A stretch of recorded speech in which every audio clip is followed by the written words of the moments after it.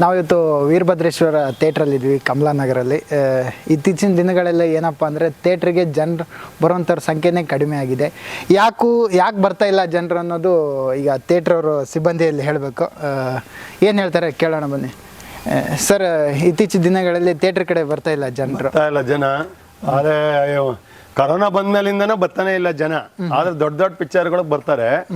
ಇವಾಗ ಪಿಕ್ಚರ್ ಯುವ ಇಂದ ನಮ್ಮ ಥಿಯೇಟರ್ ರನ್ನೇ ಆಗಿಲ್ಲ. ಯುವ ಲಾಸ್ಟ್ ಅದು 1 ವೀಕು ಪರವಾಗಿಲ್ಲ, ಕಲೆಕ್ಷನ್ 5.5 ಲಕ್ಷ ಆಯ್ತು ಫಸ್ಟ್ ವೀಕಲ್ಲಿ.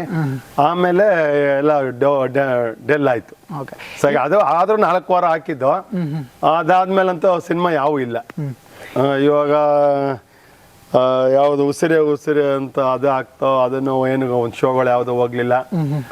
ಅದಾದ್ಮೇಲೆ ಮತ್ತೆ ಇನ್ನು ಯಾವ್ದು ತಮಿಳುನು ಆಗ್ತಾ ಯಾವ್ದೋ ಬರ್ಲಿಲ್ಲ ಫಿಲಮ್. ಅದೇ ಇವೊಂದು ತಮಿಳು ಒಂದು ರಿಲೀಸ್ ಆಯ್ತಲ್ಲ, ಅದನ್ನ ಆಗ್ತಾ, ಅದ್ರ ಜನ ಬರ್ಲಿಲ್ಲ. ಈಗ ಇದಾಕಿದೀವಿ, ಅದಕ್ಕೆ ಯಾವ ಫಿಲಮ್ ಇಲ್ಲ ಅನ್ಬಿಟ್ಟು ಆಗ್ತೋ. ಪುನೀತ್ದು 1 ವಾರ ಪರವಾಗಿಲ್ಲ. ಇದ್ರದ್ದು ಒಂದು ಜಾಕಿ 1 ವೀಕು 1 ಚಿಲ್ಲರೆ ಆಯ್ತು. ಸೆಕೆಂಡ್ ವೀಕ್ ಹಂಗೆ ಕಂಟಿನ್ಯೂ ಆಯ್ತದೆ ಅಂತ, ಕಲೆಕ್ಷನ್ ಬರುತ್ತೆ ಅಂತ ಆಗ್ತಾ ಬರೀ 20,000 ಆಯ್ತು ಸೆಕೆಂಡ್ ವೀಕಲ್ಲಿ. ಆದ್ರಿಂದ ಈಗ ಯಾವ್ದು ಹಾಕ್ಬೇಕು ಅನ್ನೋದೇ ಈ ಥಿಯೇಟರ್ಗಳಿಗೆ, ಸಿಂಗಲ್ ಥಿಯೇಟರ್ಗಳಿಗೆ ಯಾವ್ದು ಸಿನಿಮಾನೇ ಇಲ್ಲ. ಈಗ ದೊಡ್ಡ ಹೀರೋಗಳು ಸಿನಿಮಾ ಮಾಡ್ತಾ ಇಲ್ಲ.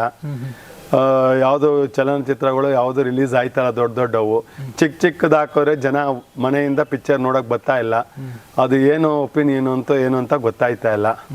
ಏನಕ್ಕೆ ಜನ ಈ ಥರ ಒಂದೇ ಸರಿ ಚಲನಚಿತ್ರ ನೋಡೋದು ನಿಲ್ಲಿಸ್ಬಿಟ್ಟರು ಯಾವುದು ಅಂತ. ಮೊದಲೆಲ್ಲ ಯಾವುದೇ ಚಿತ್ರ, ಕರೋನಾಗಿಂತ ಮೊದಲು ಯಾವುದೇ ಫಿಲಮ್ ಕಲೆಕ್ಷನ್ ಅಟ್ಲೀಸ್ಟ್ 5 ಚಿಲ್ಲರೆ 6 7 ಹಿಂಗಾರು ಆಗಿರೋವು.